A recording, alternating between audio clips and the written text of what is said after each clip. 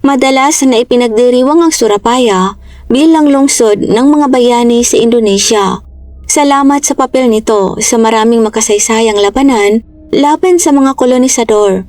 Ngunit ang kasaysayan ng Surabaya ay hindi lamang tungkol sa mga kabayanihan. Mayroon din itong mas madidilim na panig na puno ng mga pagpatay at mga mapabangis na kriminal.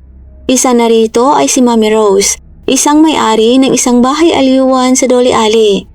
Ipinapakita ng kasong ito kung gaano kalayo ang kayang gawin ng isang babae kapag itinulak ng lupusan dahil sa kanyang walang humpay na pangangailangan upang protektahan ang kanyang mga pinapahalagahan. Ang kasong ito ay nagpagulantang sa buong bansa na nagpapakita ng mas madilim na bahagi ng underworld ng Surabaya. Tingnan po natin ngayon ang mga detalye. Ang kwentong ito ay nangyari sa Dole Alley. Ang Dole Alley ay kilalang kilala bilang isa sa pinakasikat na red light district sa Indonesia. Bagamat alam ito ng marami para sa mga bahay aliwang nakapilas sa mga kalye, ang kasaysayan nito ay mas komplikado kaysa sa nakikita. Ito ay aktwal na nagsimula bilang isang Chinese graveyard bago naging lugar para sa mga aliwan. Sa sentro ng pagsikat ng Dole Alley ay isang babaeng Dutch na pinangalan ng Dolly van der Mart, ang unang nagpatakbo ng isang bahay aliwan doon, kaya tinawag itong Dole Alley. Sa una, ang bahay aliwan ni Dolly ay nagsilbi sa mga sundalong Dutch na nakatalaga sa Surabaya. Ngunit sa paglipas ng panahon, naging mausisa ang mga lokal na lalaki at hindi nagtagal umunlad ang kanyang negosyo. Sinabi ng mga tao na sa sandaling tumuntong ka sa iskinita, ang maiisip mo lang ay ang umuunlad na enterprise ni Dolly. Nag-pop up ang mga nagtitinda ng mga pagkain at sumunod ang mga bagong bahay aliwan. Isa sa mga sumali sa negosyo ay isang babaeng nangangalang Somyarsi, na kilala sa Dole Alley bilang Mami Rose. Ipinanganak sa mapayapang bayan ng Jombang noong September 28, 1948.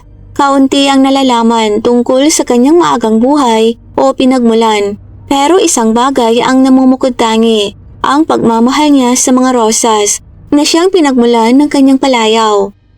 Nagsimula ang paglalakbay ni Mami Rose nang umalis siya patungong Jakarta bilang isang young adult na naghahanap ng trabaho.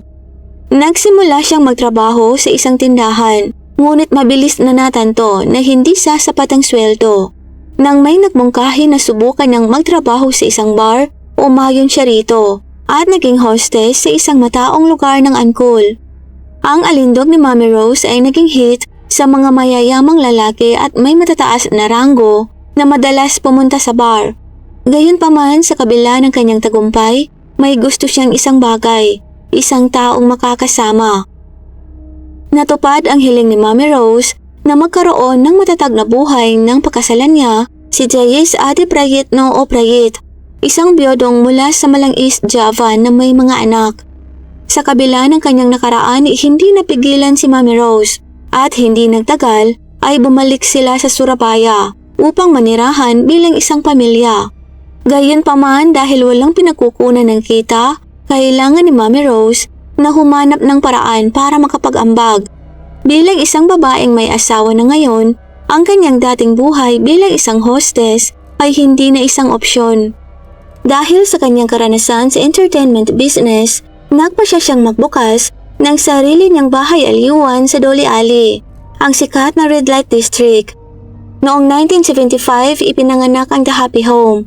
Tulad ng maraming bahay aliwan, hindi malinaw kung saan kinukuha ni Mami Rose ang kanyang mga manggagawa. Ang ilan ay nagsabing ang mga batang babae ay pumupunta doon na naghahanap ng trabaho, habang ang iba ay bulong-bulungan na ang nasabing mga babaeng manggagawa ay ibinenta sa kanila bilang negosyo. Alinmang paraan, kinuha ni Mami Rose ang mga babaeng ito. Sinanay at pinatakbo niya ang kanyang negosyo bilang matriarka nito o Big Mama. Ang Happy Home ay mabilis na nakakuha ng katanyakan salamat sa kagandahan ng mga manggagawa nito. Dumadagsa ang mga lalaki at marami ang nagiging regular. Para pasiglahin ang kanyang laro, nagdagdag si Mami Rose ng minibar sa live na Dangdot Music. ginagawang mas nakakaakit ang karanasan ng mga parokyano. Sa malapit na base militar ang Bahay Aliwan ay umakit ng matataas na opisyal at mga lalaking militar at nagsimulang bumuhos ang pera. Di nagtagal ang Happy Home ay naging isa sa pinakamatagumpay na Bahay Aliwan sa Dole Alley. Kabilang sa mga regular ay si Lieutenant Colonel Porwanto, ang pangunahing pinuno ng Navy Cooperative sa Surabaya. Sa una, si Porwanto ay isa lamang customer. Tinatangkilik ang mga serbisyong ibinibigay ng Happy Home. Ngunit sa paglipas ng panahon, ang kanyang interes ay lumago ng higit pa sa pleasure. Nagsimula siya makipag-usap kay Mami Rose at mas lalong lumalim ang kanilang relasyon na hindi na lang bilang mga magkasama kundi bilang mga kasosyo sa negosyo. Itinuring din siya ni Mami Rose bilang tagapagtanggol ng kanyang negosyo na nagpapatakbo sa mapanganib na mundo ng Red Light District. Nang makita kung gaano kumikita ang negosyo sa Bahay Aliwan ni Mami Rose, nakakita ng pagkakataon si Porwanto.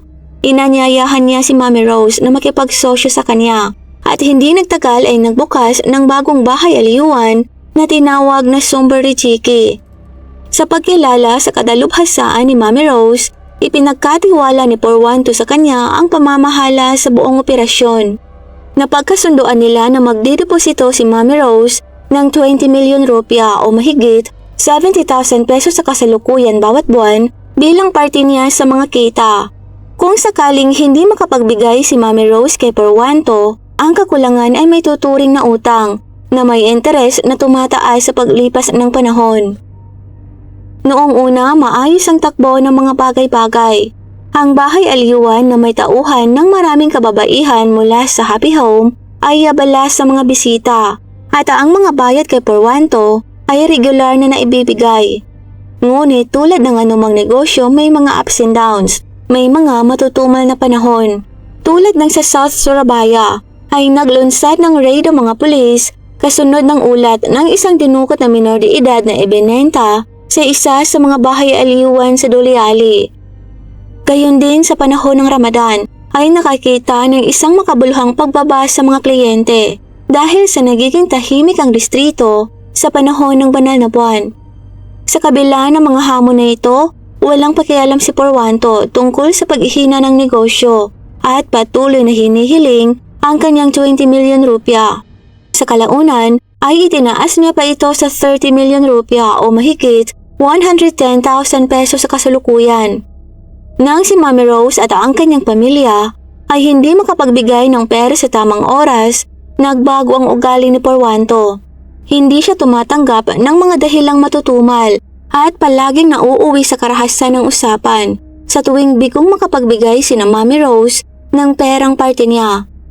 Naalala ni Mami Rose ang mga nakakatakot na pangyayari kung saan niluluraan siya ni Porwanto, binubuhusan ng inumin at sinisipa na nakabota hanggang sa masugatan na siya at tumugo. Ang kanyang asawang si Prayit ay hindi rin nakaligtas. Brutal siyang pinaghahampas ng baril ni Porwanto.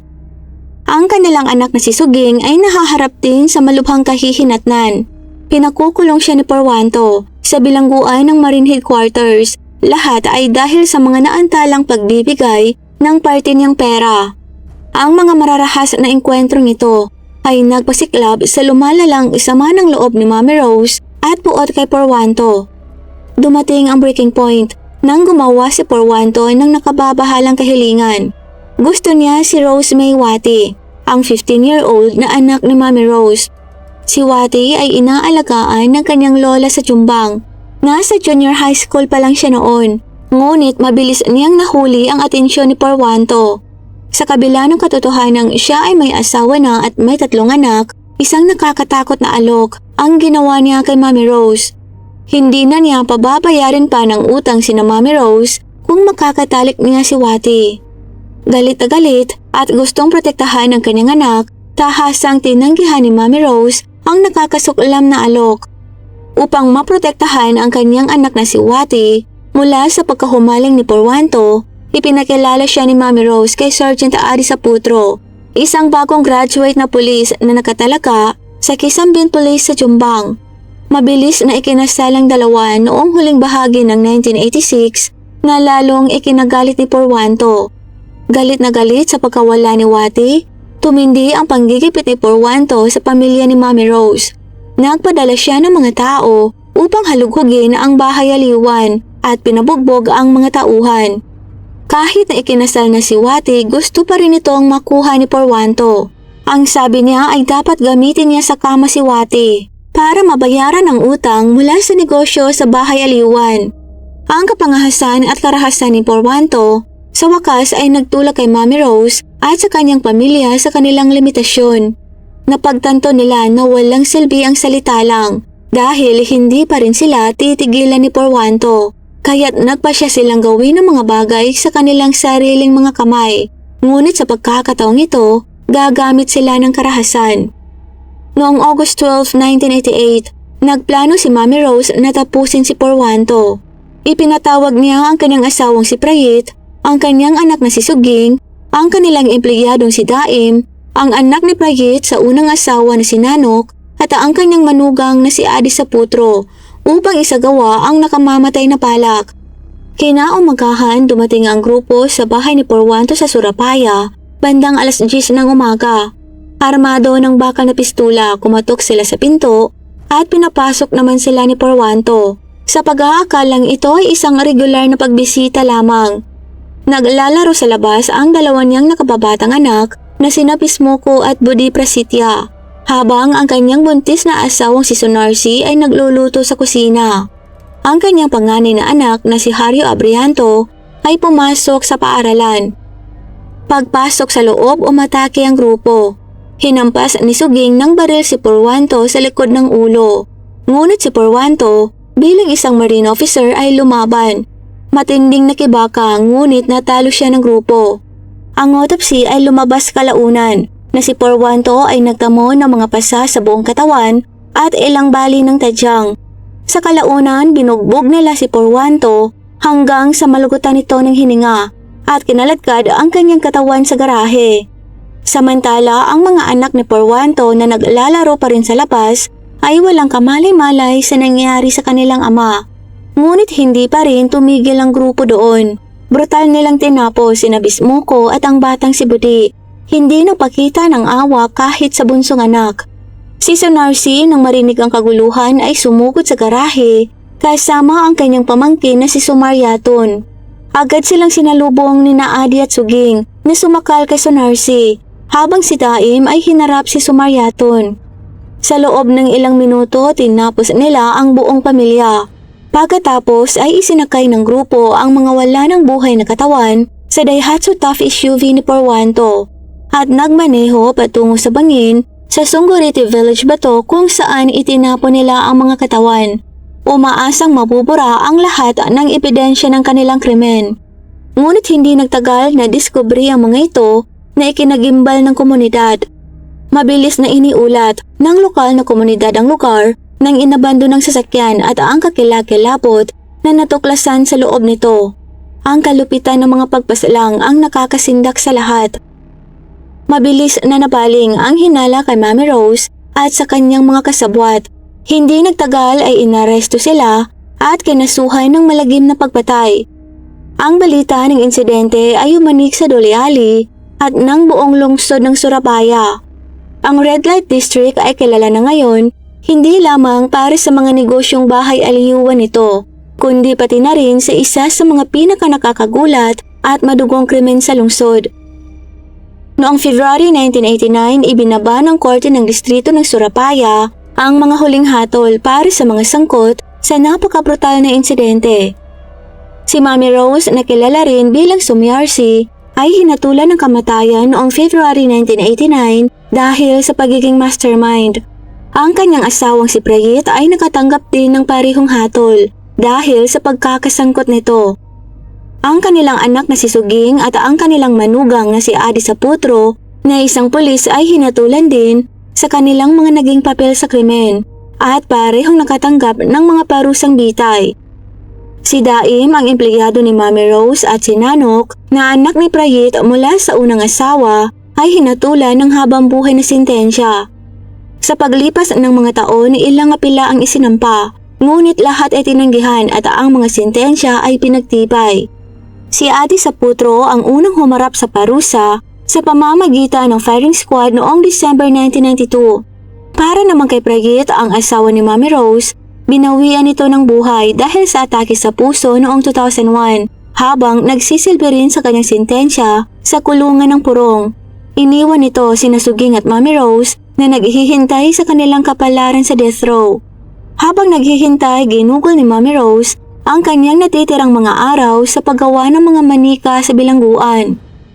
Noong July 16, 2008, ilang araw bago ang kanilang pagbitay, si Mami Rose at ang kanyang anak na si Suging ay nagkaroon ng pangwakas na emosyonal na pagkikita sa Medellin Prison sa Siduardo.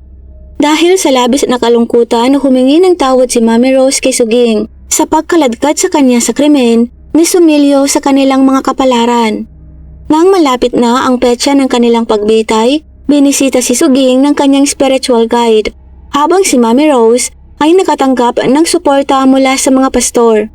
Dumating ang tinakdang araw. Noong July 19, 2008, si Mami Rose, 60-year-old, at ang kanyang anak na si Suging ay dinala sa lugar ng pagbitay. Ang kanilang mga ulo ay natatakpan ng itim na tela, magkatabi na nakaupo sa harap ng 12 miyembro ng firing squad na nakaposisyon 5 hanggang 10 metro ang layo, habang ang mga baril ay nakatutok sa mga itim na target na nakalagay sa kanilang mga puso. Sa utos, nagpaputok ang squad at tinapos ng mga pala ang parehong buhay ng mag-ina. Pagkatapos, kinumpirma ng isang doktor ang kanilang pagkawala.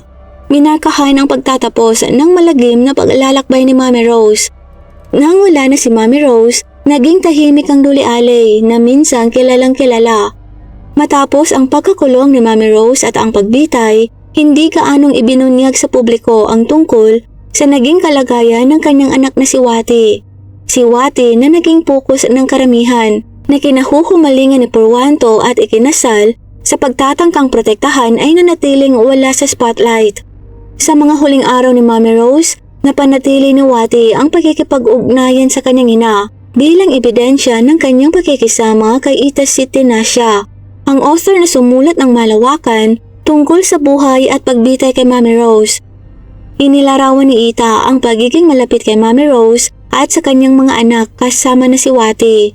Sa katunayan, ang mga nalikom mula sa libro ni Ita tungkol kay Mami Rose ay ibinigay umano kay Wati bilang kilos ng pagsuporta. Gayunpaman, ang malinaw ay ang mga pangyayaring nakapaligid sa kanyang pamilya, lalo na ang pagbitay sa kanyang ina at kapatid, ay nagbigay ng mahabang anino sa buhay ni Wati. Ang tanging nabubuhay na miyembro ng pamilya ni Purwanto na si Hario Abrianto ay na-discharge sa kanyang academy. Ang bigat ng trahedya ay nag-iwan sa kanyang nahihirapan sa sakit sa pag-iisip, isang nakakadurog na kinahinatnan ng pagkatuklas sa nangyari sa kanyang mga mahal sa buhay. Talagang ang panalangin ay para sa kanya. Ni isa sa kanila ay hindi naghangad ng trahedyang ito, gayunpaman sila ay naiwan upang kunin ang mga piraso ng kanilang mga wasak na buhay. Ngayon hindi lahat ay nakakaalala sa nangyari sa Doli Alley. Ngunit sana ang muling pagbisita sa malagim na kwentong ito ay magpapaalala sa atin ng madilim na bahagi ng pagnanasa at kasakiman. Ano po ang tingin niyo sa kasong ito? Ibahagi niyo po ang inyong mga saloobin sa comment section sa ibaba. At gaya ng dati, salamat po sa panunood. Paalam!